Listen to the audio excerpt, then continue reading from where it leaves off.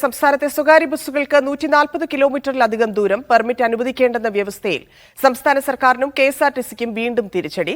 വ്യവസ്ഥ റദ്ദാക്കിയ single bench ഉത്തരവ് ഡിവിഷൻ ബെഞ്ച് ശരിവച്ചു. സിംഗിൾ ബെഞ്ച് ഉത്തരവിൽ അപാകതയില്ലെന്ന് ഡിവിഷൻ ബെഞ്ച് വിലയിരുത്തി. അഹമ്മദ് മുസ്തഫ ചേരുന്നു. മുസ്തഫ, ഈ സ്വകാര്യ ബസ്സുകളുടെ ദൂരപരിധിയിൽ എന്താണ് കോടതി തീരുമാനം?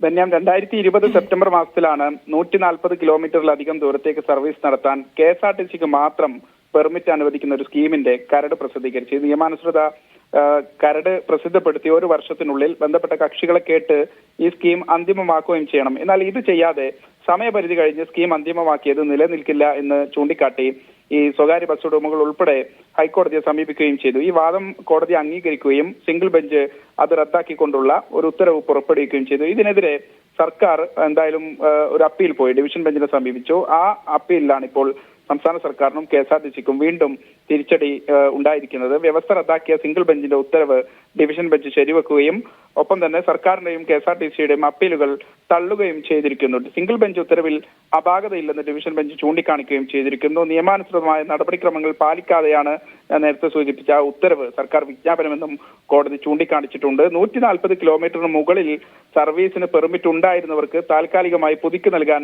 ഹൈക്കോടതി അന്ന് ഉത്തരവ് ഇടുകയും ചെയ്തിരുന്നു. എന്തായാലും ആ ഉത്തരവ് സിംഗിൾ ബെഞ്ചിന്റെ ഉത്തരവ് ഡിവിഷൻ ബെഞ്ച് ശരിവെക്കുന്നതോടുകൂടി എന്തായാലും നിയമാനുസൃതമായി തന്നെ സർക്കാരിന് സ്വകാര്യ ബസ്സുകൾക്ക് കൂടി പെർമിറ്റ് അനുവദിക്കേണ്ടി വരും. ധന്യ. ശരി മുസ്തഫ.